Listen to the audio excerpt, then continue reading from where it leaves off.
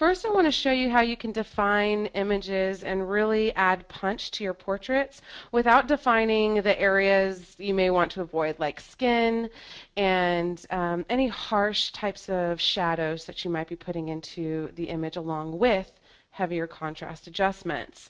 Also, the ability to stay natural while still adding in these contrast enhancements is very, very key to what makes this a great program for portrait images.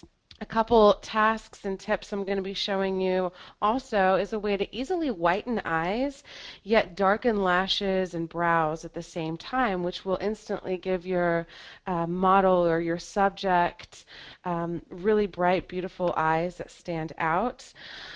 We're also going to be going over the ability to adjust skin tones in the HSL adjustment panel, as well as addressing any skin discoloration that might be happening due to any sort of reflection, or perhaps you had a subject whose face was a little ruddy or red. You can easily adjust that as well.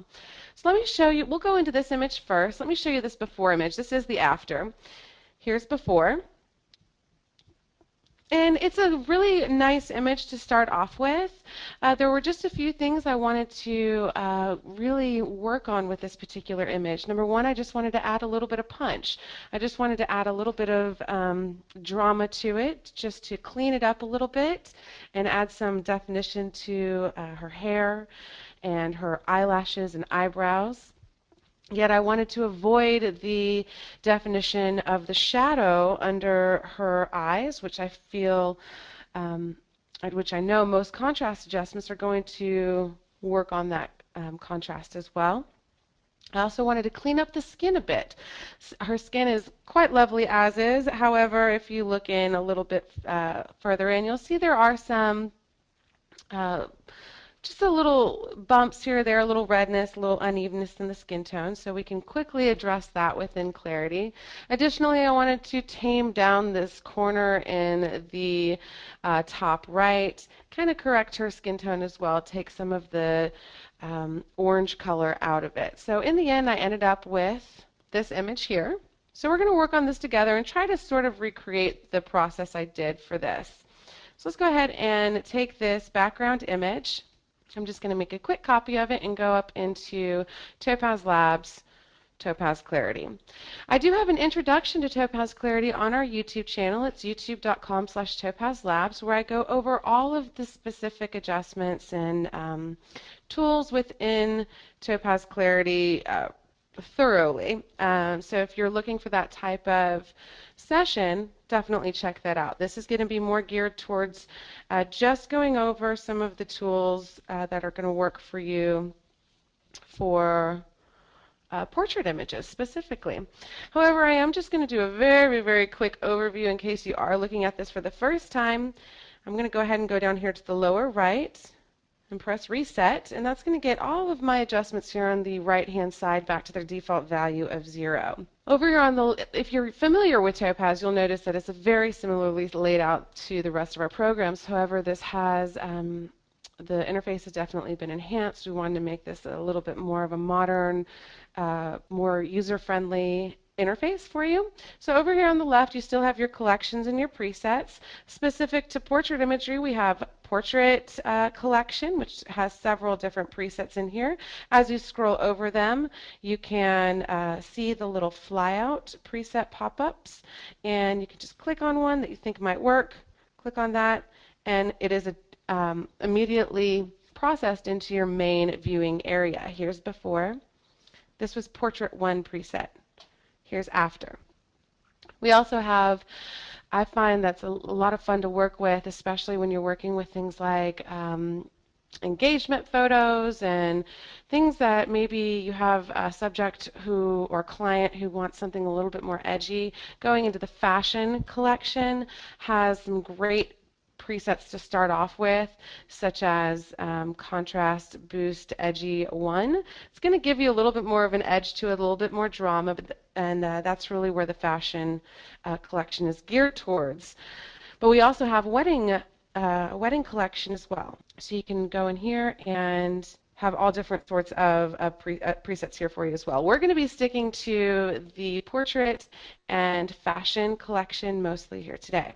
If you want to look at all of these portrait presets together, you can just click on this little grid icon, and you have all of these immediate presets laid out in this grid for you to choose from. You can look at them all at once and compare and see, you know what, I actually kind of like this portrait, let's say portrait 3 instead. So you click on that, portrait 3 is then applied to your image. So you saw me clicking before and after, just a few quick work tips. You can use your spacebar or your left mouse button to toggle between your before and after. You can also use the before and after screen up on the top left. You can just click on that before and after split screen icon to see your before on your left and your after on your right, so you can compare the difference. Sometimes it's hard to see, especially if you're trying to keep more natural types of things, but when you look at them right next to each other, it's much easier to see those differences. You can go back to your main screen just by clicking on that single screen icon. You can also check out different viewing abilities backgrounds whenever you're looking at your subject. Sometimes that helps if you know that you're going to be putting in some sort of frame, if you know that you're going to be giving it to them on some sort of ground that is not the default light gray that we have here for you. You have your zoom tools up here if you want to take a look at eyes or hair especially, or skin. It's really important to be viewing your image at 1:1 when you're working with those specific details. So you can just click on that 1:1, which will get you to 100%. And by default, your navigator view is going to be over here on the top right. Whenever you go 1:1, you'll see a box appear, a colored blue box that you can then drag to the area you want to go to. Again, seeing a before and after is quite easy just by clicking on your space bar. Here's our before and after. You can also take a look at your Loupe View, and if you wanted to do that instead, which will, if we go back down to a fit view, the icon next to the 100% or that 1:1 zoom icon is going to be your fit. It will bring your image back into your all viewing or your preview area. So if you want to take a look at maybe just her eye while you're in this particular view, you can come over to your Loupe tool over the top right, and you'll see that the Loupe View will give you 100%. And then in your main viewing area, you have a box that you can drag around to the area that you want to look at specifically. So you can take a look at things such as skin and really see how it's reacting to the changes that you're making. This will give you the after view, not the before view. So that's really helpful as well. Okay, the other views we'll go over here shortly. Quickly, we'll just go over some of the tools, and then we'll go into all of these different workflow tasks specific to portraits. In the clarity section of the right-hand side where all the adjustments are, we really have the only contrast control. The clarity controls, they're going to be under your dynamics and tone level areas. I'm going to go ahead and close the tone level and just talk about dynamics here for a minute. The dynamics is really the main technology where this program started out. And what that's going to do is going to break your image into all of these different contrast levels. The micro contrast, low contrast, medium contrast, and high contrast. Now, a lot of people are asking, what does this really mean? What do these micro, low, high, medium, high relate to? So let's go ahead and talk about that first with this image in mind. I'm going to go ahead and press reset all the way at the bottom.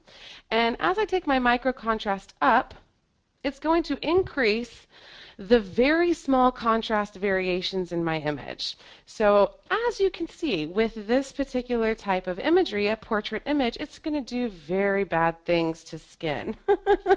Because what it's doing is it's taking this very small contrast variations that you have in the original image. So think, okay, I have this shadow here, and it's very close to right here. You're going to start to see the separation between all those areas of contrast.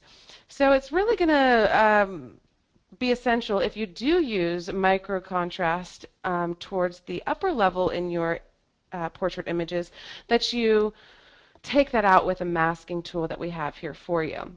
What I like to do with our portrait images is actually take the micro contrast down. It will quickly, easily smooth out very small problem areas with your skin of your model. So here's before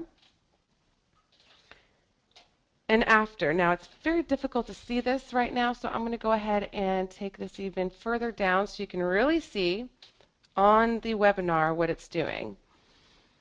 Okay, here's before. This is the original image. And after. I think this makes it really obvious that you're taking all those small contrast variations now and lessening the contrast, thereby making it appear more smooth. So this is really important to know for portrait imagery. You'll notice that most of the presets within the portrait collection are all going to have this micro contrast going to the negative. This is not by mistake. It is so you can really still get that boost of contrast and punch, but not have it added to the skin. So that's important to know about.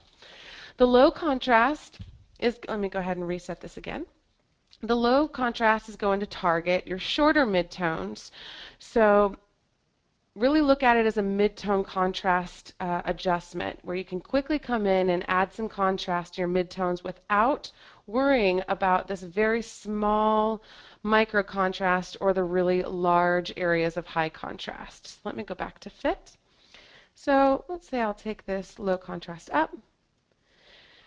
You'll see that there's now been contrast added into my image. Here's before and after, but it's not nearly affecting the skin like that micro contrast was. But so I'm still able to add contrast. Now the trick of working with these dynamic sliders is to, for example, with portrait imagery, let's say I want a little bit of extra contrast in her hair and maybe the background a little bit, but it's negatively affecting the skin if I just use the low contrast.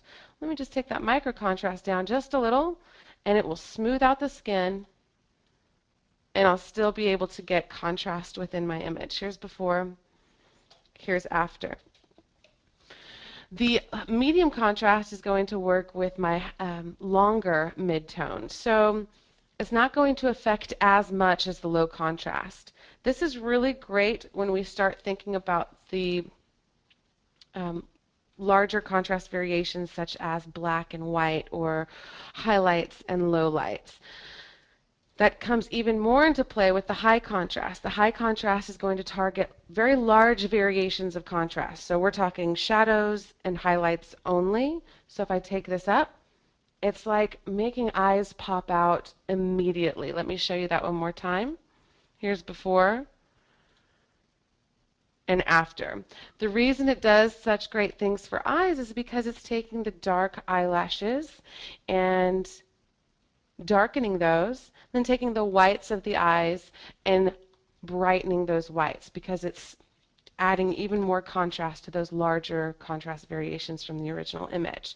So we'll be playing around with all of those here in just a bit. We also have tone levels. So if we get to a point in our image where, let's say, we have lowered our micro contrast, I wanted to add quite a bit of low contrast, medium contrast, maybe even high contrast.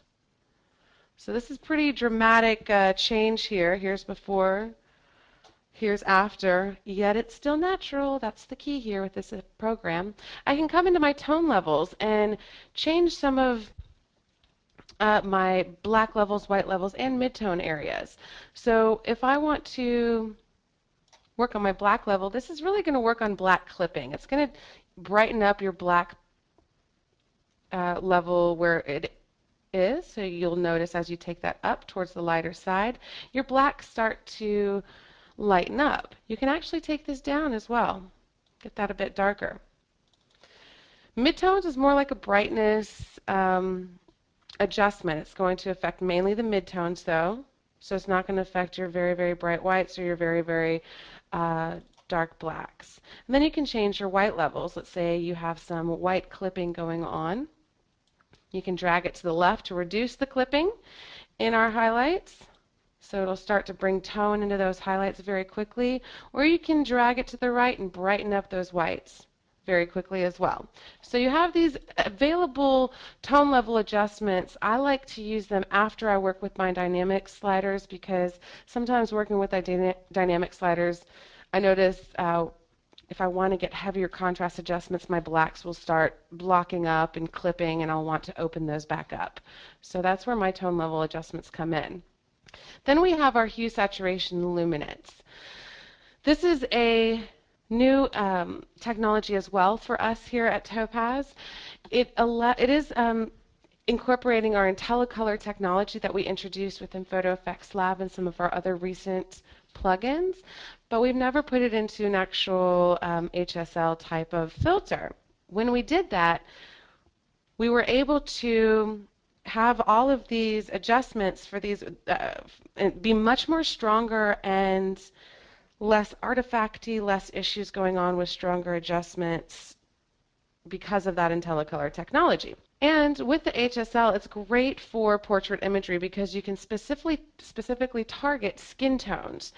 Sometimes when you're working with other types of color adjustments, you never can actually really grab the skin tone. With the HSL adjustments, you can. So I think my initial goal for this program, I'm going to go back to reset. My initial goal as far as the color went for this image was to take out some of the orange within her skin. I can quickly do that using several different methods. With my hue, I can adjust the actual color of certain hues within the image. So if I wanted to go down to the orange to see if that affected her skin, I could do that. I can drag it more towards the red, and that looks crazy, or more towards the green. And that starts to take down some of the orange color within her skin and to go more towards yellow. Here's before, here's after.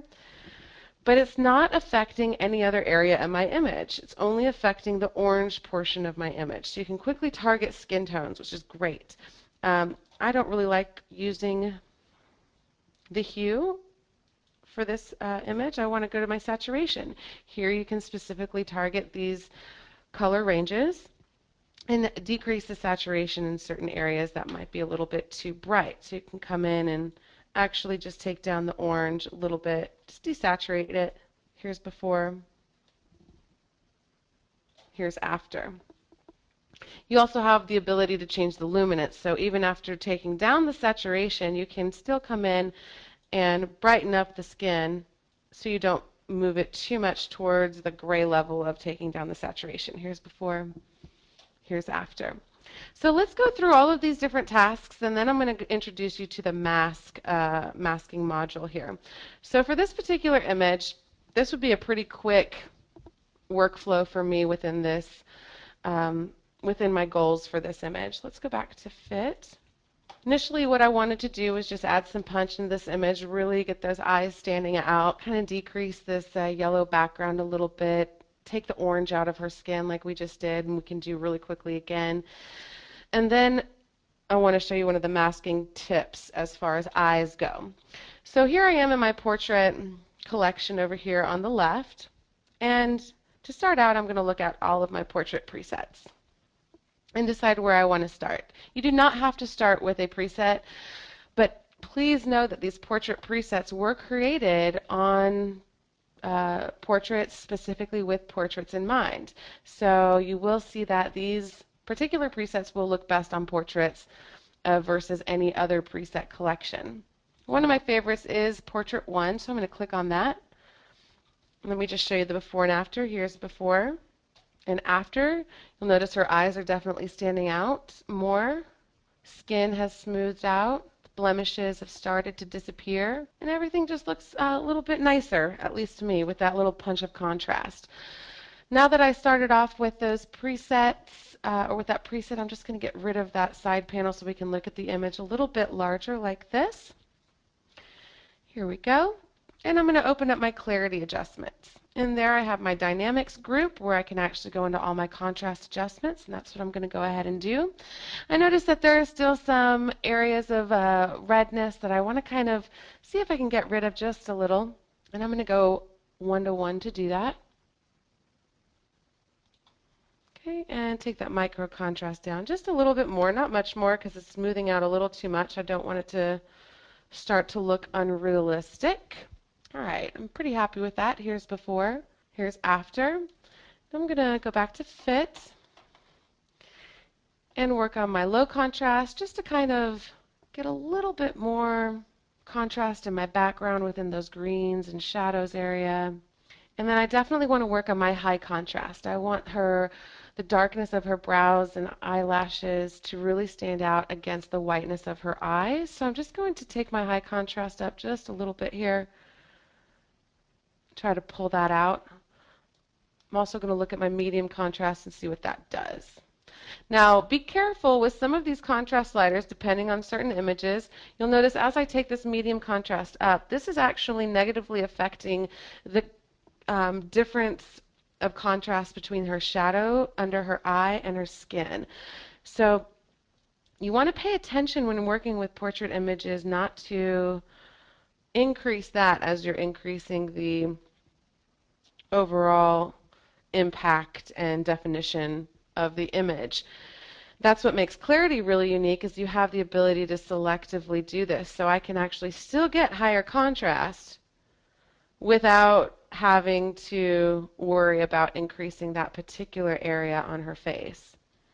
Okay, let me just do a couple more things here. Looks pretty good. Here's before. Here's after. Again, before and after.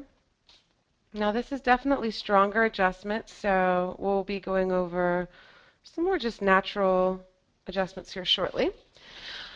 All right, so once I'm here, I'm going to go into the tone level area and check out what I have going on here. I'm pretty happy actually. Within that preset that we started off with, the black levels were increased just a little. I'm pretty happy with my black levels. Midtones were increased, so probably some extra little brightness increased in her hair. Yes, that's great. And then the white levels were actually decreased to bring some tone back into the whites. I'm going to see what happens if I take that. I'm looking at the whiteness of her eyes. And I actually want that back at 0, the default area. Just brightened it up just a tiny bit. Now, as I've been working with the dynamic sliders, this is something you might notice in portrait images that I have been noticing as far as looking at the eyes, which of course we all know is the most important thing about a portrait image. Sometimes when you have shadows right next to color, even like if it's a dark blue or green like this, you'll notice that it starts darkening up a little bit too much and you lose some of that pretty color that was coming through. You can quickly get that color back. And that's what I'm going to show you how to do right now with this masking module. Within this masking module in Clarity, we have completely reimagined our masking workflow. We have several new tools in here for you to use, and some are going to be better for other tasks than others. We still have our edgeware brush where you can come in and you can work with just the edges and work with that. But today I'm really going to be focusing on this color range tool, which I love. So the color range tool, I'm going to click on the color range button in the lower left. Basically, it's going to allow you to create a very quick mask without having to worry about all those other tools or brushes or whatnot. So whenever you click on the color range tool, the adjustments for your color range sliders or the sliders will pop up, and you'll see in the mask view that you've created some sort of mask based off of something. Well, whenever you scroll into your image, you'll see this green dot right in the middle. It always starts off in the middle of your image. And that is where this mask is being created or how this mask is being created. It's being created based off of the color that this green dot is on. So if I move this green dot, let's say to this yellow color, it's now going to show in this mask view that you're now masking out this yellow. If I move it to the green here, you'll see over here you're now masking out the green. So if I want to avoid this kind of shadow that's going on in her eyes, what I'm going to do is I'm going to move this green dot right into the color of her eyes. And you'll notice over here on the mask view that it's now the darkest part of our mask is on her eyes, which are green, excuse me. But it's also starting to mask out this background color because the background color is green as well. And it's also masking out some other areas, just kind of darker browns and things like that. You can easily change that with these sliders down here on the color range options. You have a sensitivity slider. When you take that down, it's going to get less and less sensitive to the color that you have the green dot placed on. So you'll see up in this mask, it's less and less sensitive as you take this up. It increasingly focuses on just the color that you have placed the green dot on. Then you have this size slider. The size slider you can open up to the entire image. So if we do that, it's going to bring in all this green from the background, even over here on the top left corner as well, as you can see. So if I want that size to go down and just work with her eyes, I'm just going to decrease that until I see it mainly just focusing in on her eyes and say OK. So very quickly we've masked out the color or masked out those contrast adjustments that were happening with the eyes, just the color of the eyes. Let me show you real quick. Here's before. Let's go 1-to-1 so you can really see what we did. This is before, and this is after. Now this can make all the difference in the world on certain portrait images. So here's before the masking, and here's after the masking. It just really opened up the color again, but still kept all of this contrast enhancement that we just worked on. Okay, I'm just going to scroll back out and go into my hue, saturation, luminance to work on what we already kind of went over, but just to quickly show you how easy it is, work on her skin. So I'm just going to go to my saturation and just take the saturation of her face down just a little. Notice it does not affect the rest of the image. It only affects that orange color. I'm not going to take it down too much. I just want to kind of get the that fake tan look away. And then the luminance slider I'm going to take up just a little to get a little bit of brightness. Here's before, here's after.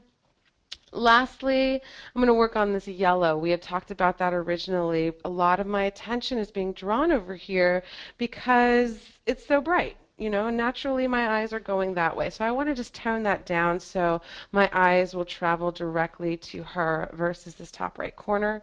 So I'm going to go into my saturation again. Now work on my yellow.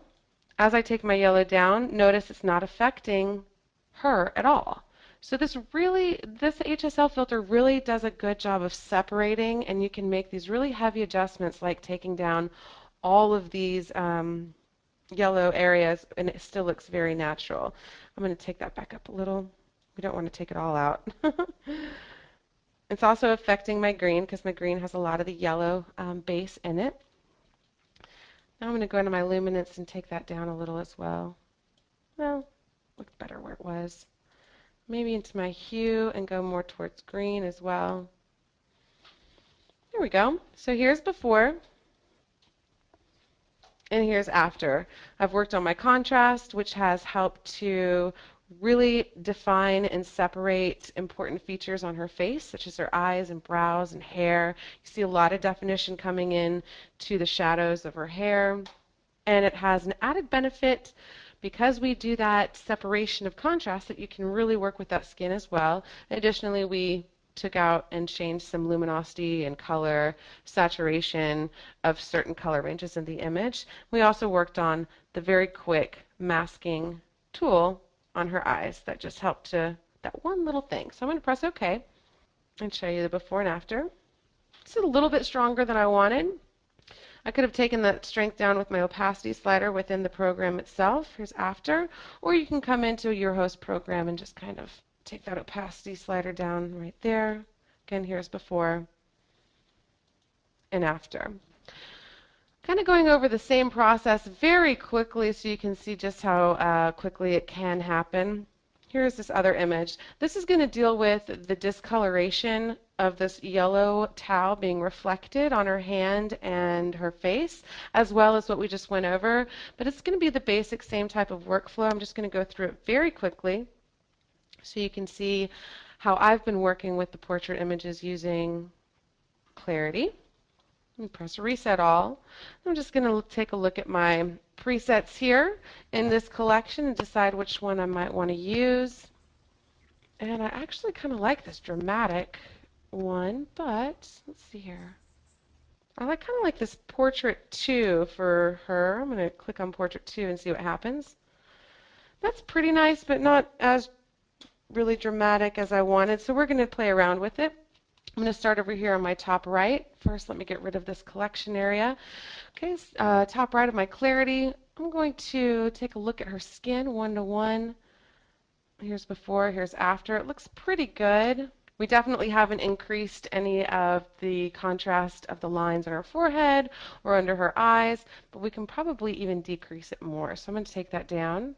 You don't want to take it down too far because you will start flattening it out because it'll lose the contrast and naturalness of the pores. So here's before, here's after. Definitely cleaned up the skin. I really want her eyes to be a little bit more dramatic than this, so I'm going to take this low contrast, instead of going down, go up with it.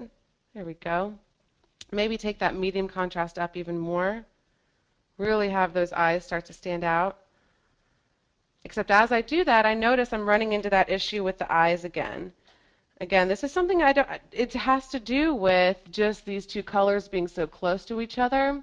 It's really thickening up the contrast and darkening those darker colors in the iris. So to get rid of that, just go on into your masks, pick a color range slider, color range mask. I'm going to put it right on the green of her eyes. And you can see over here it really opened up a lot more than just her eyes. So I'm going to come in and I'm going to put my sensitivity all the way up, my size down, so it'll only focus in on her eyes, nothing else. Well, a little bit else. Let's see here. What if I put it on over here? Oh, that's a little better. Sometimes with this color range sliders, it's not perfect, so sometimes you'll have to get very specific with it and do it once or twice, which is okay. Okay, I'm going to say okay here, and now I'm going to go back into the color range area and do it on this eye over onto the right. So very quickly can do both eyes as well. Say okay. Let's take a look at what we got. Here's before, here's after. I'm going to take my high contrast actually up a little. Okay, that's good. And lastly, actually go into my tone here and open up my black levels a little. Bring in some detail to my shadow areas in her hair. As I take this up, I hope you're able to see that. You can really open those back up, but you still get a lot of contrast in your high contrast variation area. Okay, lastly, I want to work with her skin. I want to really work on this yellow more than anything else. Her skin itself looks pretty nice. I like that it brightened up right here. She still has a nice tan. I would like to take out this yellow that's going on and really desaturate the yellowness of the towel at the same time. So I'm going to go into my HSL filter, work on my saturation of my yellow, and see what happens. So as you can see, as I took that down, if you look at the yellow on her nose, around her on her chin and hand where it's being reflected off the towel, additionally, the towel itself is going to come down and feel much more natural, and that discoloration starts to go away. Now, it's not completely away at this point in time, so you could work on that a little bit more, maybe work on the luminosity, taking that down or up. It is affecting the blonde on her hair, the blonde streaks as well. That's okay. Or I can go into my hue even and change the color back more towards an orange color, which will be more skin tone colors. So you're able to kind of correct that pretty quickly. Here's before and after. All right, that was the same workflow that we worked on here just a few minutes ago with that other image, but I do want to show you a couple other things really quick just so you can see how quickly it is to work with certain types of images. This is was an engagement shoot, and it's becoming much more, at least I've noticed that many more couples are asking for more urban type of scenery. Clarity is going to be great for that type of urban background, so you're able to get a little bit more edge and contrast in the background, but still avoid it within the actual subjects themselves. And you can do it all within one program instead of having to work with all this masking and working on it separately. So I'm just going to take this background copy into Clarity, and we'll check it out. For me, I might use something that's a little bit heavier of a preset for this particular type of image. Let me go ahead and press Reset All. So within the portrait, we have a couple different things. Let's take a look at our grid, though. So I might go somewhere towards a little bit more dramatic or more stylized type of an effect, but it's still going to stay very natural. So maybe something like the desaturated 1, which pretty quickly will give me a more stylized type of effect. Here's before, here's after. Let's take a look at this 1:1. Here's before, here's after. If I want to maybe clean up the skin a little bit more, I can take that micro contrast down, and it's just going to smooth it out. I don't want to take away the freckles, but I'm kind of looking more at blemishes on the forehead. Here's before and after. But I am also quickly looking at her eyes, go into my high contrast, up that even more, and you'll see some definition start happening, more definition in her eyes. Okay, let me go ahead and go back to our fit view to take a look at what the background is doing, and he's important as well. Here's before, here's after. So you can quickly get more stylized effects that really work well with this grunge type of thing.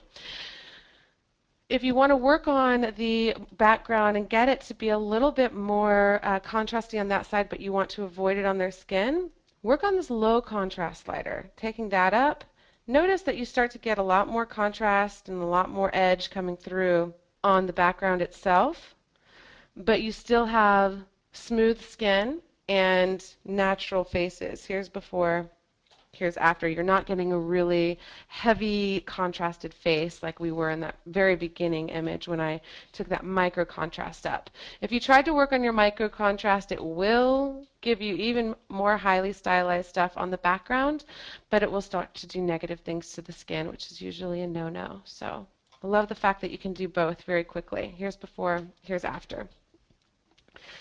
Also, this is a type of image I might go into my fashion collection with. The fashion collection is going to automatically have a lot of these more contrasty, edgy type of images. So I'm going to take a look at my, actually let me X out and press Reset All, and then take a look at my presets. So you have a smooth contrast boost where it's going to be more focused towards giving you smoother skin, or edgy where it's going to give you a little bit more grainy type of contrasty skin. I'm going to go more towards the smooth for this one, but I still get that contrast boost. Here's before, here's after. Can take that high contrast up, low contrast up, get that background coming in, and still have a nice smooth skin. Let me go 1:1 so you can see that. I would also work with that might be too much micro contrast coming off of her face. I would play with this a little bit more, but it's a good starting point. Here's before, here's after. I have all of this nice crisp contrast coming in, especially to the background, and I could really play more with this for this particular image. But I hope that starts to give you an idea of how quickly you can really give portrait images, whether it's a studio portrait, whether it's just a family portrait like this. You can quickly just pop it in to Topaz Clarity, add in just start with a preset if you'd like. You don't have to, of course. You can, well, let's not start with a preset. If I just want to take my micro contrast down, actually let me reset and go 1:1. This image was resized here. Sorry about that. Micro contrast down to one, or down. It's going to really do nice things for the skin. Maybe take my high contrast up, my medium contrast up. Now, because I've kind of darkened up certain areas that I don't want to, I'm just going to come in, grab my black level, open those areas back up, take my white level down maybe, work with some of those reflections on the skin. Of course, I can always come into my hue, saturation, and luminance, maybe work on the redness of the faces that are happening here. So let's take that down just a little with my saturation.